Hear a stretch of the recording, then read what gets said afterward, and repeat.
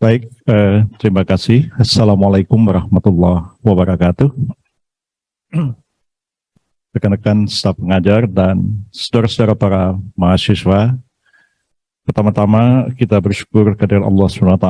Pagi ini kita bersama-sama dapat hadir di auditorium kita ini untuk membahas satu subjek mata kuliah tentang hukum acara Mahkamah Konstitusi.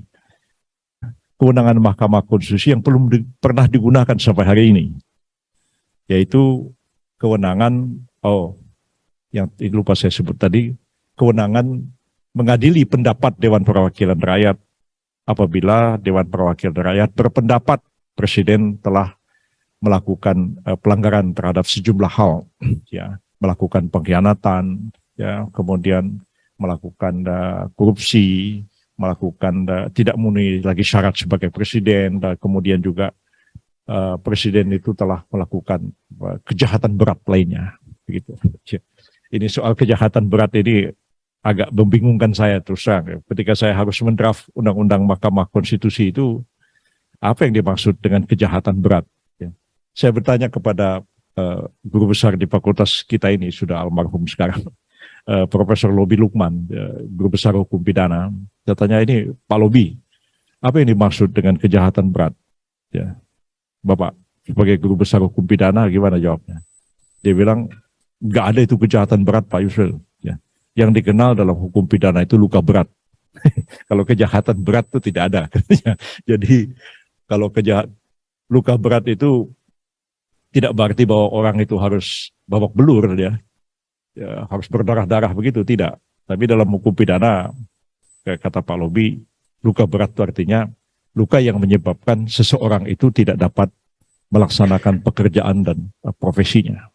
Jadi kalau dia seorang pemusik, ya, dia main gitar, ya, jarinya itu luka, ya, menyebabkan dia tidak bisa memetik gitar lagi, maka orang itu terkategorikan sebagai luka berat. Walaupun lukanya mungkin cuma kecil di tangannya. Kira-kira begitu pengertian luka berat.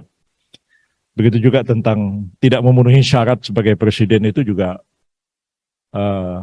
agak merepotkan, ya.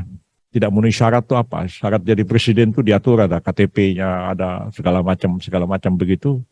Lantas kalau misalnya hilang KTP-nya apa, tidak memenuhi syarat sebagai presiden atau tidak. Jadi apalagi juga melakukan perbuatan tercela, itu juga sama sekali kalau lihat dari sudut filsafat hukum, perbuatan tercela itu bukan termasuk kategori norma hukum sebenarnya. Dia lebih banyak merupakan sebuah norma moral, atau bahkan, ya, oleh masyarakat tertentu, ya, itu bahkan pada tingkatan norma sopan santun. Ya. Kita tahu ada hierarki norma, mungkin saudara belajar tentang teori hukum, ada norma sopan santun, ada norma etika, ada norma hukum, macam-macam jenis norma. Ya. Sebab kalau di Madura itu orang sembahyang Jumat tidak pakai peci, itu tercela. Ya, nanti kalau Kiai Ma'ruf Amin datang ke Madura terus sholat Jumat tidak pakai peci, atau Jokowi datang ke Madura sholat Jumat tidak pakai peci, melakukan perbuatan tercela, bisa di-impeach. Kan jadi agak merepotkan kalau kategorinya sangat tidak jelas seperti itu. Ya, supaya saudara maklum bahwa undang-undang ataupun konstitusi itu diciptakan oleh politician, ya, bukan oleh orang-orang hukum seperti kita ini. Kalau orang hukum tentu bahasanya itu lugas. Bahasa hukum itu harus strict, ya, untuk menjamin adanya kepastian hukum supaya tidak terjadi multitafsir. Ya. Kalau kita baca koran ada kata-kata istri jenderal yang nakal itu sudah meninggal dunia. Ya, baca koran, ya, orang mungkin nggak banyak bertanya. Tapi kalau orang hukum timbul pertanyaan, yang nakal itu siapa? Istri jenderal yang nakal itu sudah meninggal dunia. Yang nakal siapa? Istri jenderalnya atau jenderalnya yang nakal? Nah, jadi bisa satu kalimat itu bagi orang hukum bisa dikatakan itu multitafsir. Yang mana yang benar? Nah, kalimat hukum harus strict, tidak boleh multitafsir seperti itu. Nah, karena itu ketika merumuskannya ke dalam undang-undang Mahkamah Konstitusi, saya ambil yang simpel saja. Saya katakan bahwa anggap aja kejahatan berat itu kejahatan yang diancam pidananya adalah 5 tahun.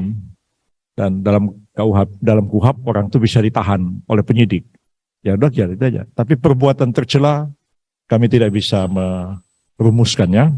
Dan akhirnya saya di DPR pada waktu ditanya kenapa tidak dirumuskan, saya katakan ya kita serahkan saja kepada hakim untuk menilai apa yang dimaksud dengan perbuatan tercela, dan barangkali nanti akan lahir jurisprudensi Mahkamah Konstitusi tentang perbuatan tercela itu. Jadi agak sulit kalau kita mau merumuskannya dalam satu norma hukum yang strict tentang perbuatan tercela itu.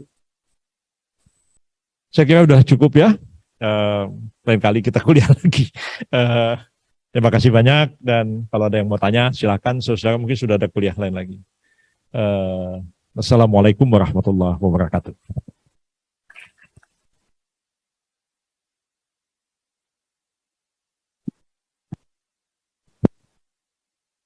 Masih ada waktu mungkin 2-5 menit. Ada yang mau bertanya silakan, saya undang ke depan. Mikrofonnya ada di depan. Ada yang mau mengajukan pertanyaan atau diskusi silakan.